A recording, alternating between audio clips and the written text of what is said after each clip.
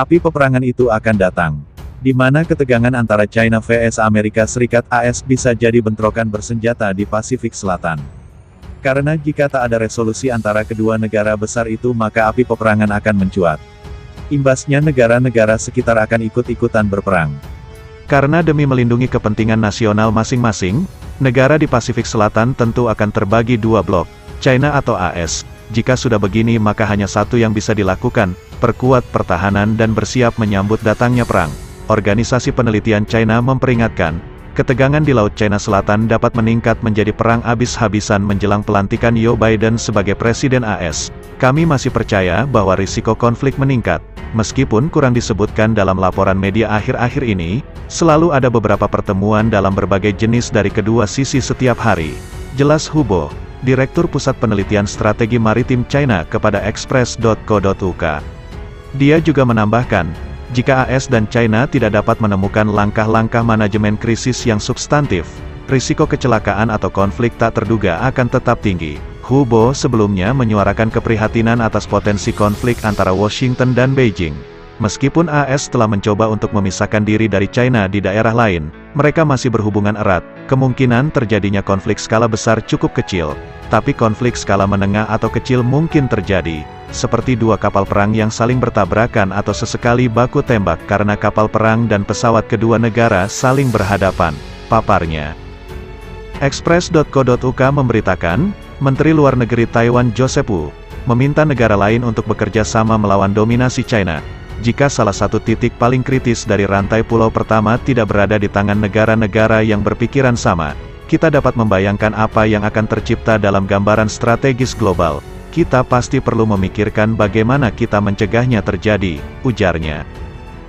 Sudah pasti, konflik China vs Amerika di Pasifik Selatan akan berakhir dengan bentrokan bersenjata. By Seto Aji Nugroho, Selasa tanggal 22 Desember tahun 2020, pukul 6.13 waktu Indonesia Barat. Sudah pasti, konflik China vs Amerika di Pasifik Selatan akan berakhir dengan bentrokan bersenjata. Sudah pasti, konflik China vs Amerika di Pasifik Selatan akan berakhir dengan bentrokan bersenjata. Dia juga menambahkan, jika AS dan China tidak dapat menemukan langkah-langkah manajemen krisis yang substantif, risiko kecelakaan atau konflik tak terduga akan tetap tinggi. Hubo sebelumnya menyuarakan keprihatinan atas potensi konflik antara Washington dan Beijing. Meskipun AS telah mencoba untuk memisahkan diri dari China di daerah lain, mereka masih berhubungan erat. Kemungkinan terjadinya konflik skala besar cukup kecil. Tapi konflik skala menengah atau kecil mungkin terjadi, seperti dua kapal perang yang saling bertabrakan atau sesekali baku tembak karena kapal perang dan pesawat kedua negara saling berhadapan, paparnya. Express.co.uk memberitakan, Menteri Luar Negeri Taiwan Joseph Wu meminta negara lain untuk bekerja sama melawan dominasi China. Jika salah satu titik paling kritis dari rantai pulau pertama tidak berada di tangan negara-negara yang berpikiran sama, kita dapat membayangkan apa yang akan tercipta dalam gambaran strategis global. Kita pasti perlu memikirkan bagaimana kita mencegahnya terjadi, ujarnya. Baca juga, 6 bulan terseok-seok usai kematian suaminya, nasib asmara BCL diramal, Denny Darko sebut sang penyanyi bakal makin hoki bila pacaran dengan Ariel Noah, kalau nikah saya nggak yakin karena Ariel masih menyimpan Mbak Bulan. Dia menambahkan, negara-negara yang berpikiran sama perlu bersatu, dan kita akan menjadi kuat bersama. Menteri Taiwan tersebut mengatakan kepada negara sekutu termasuk AS, Jepang, Australia dan kekuatan Eropa bahwa jika Taiwan menjadi mangsa China, itu akan meningkatkan jangkauan Beijing ke kawasan Pasifik.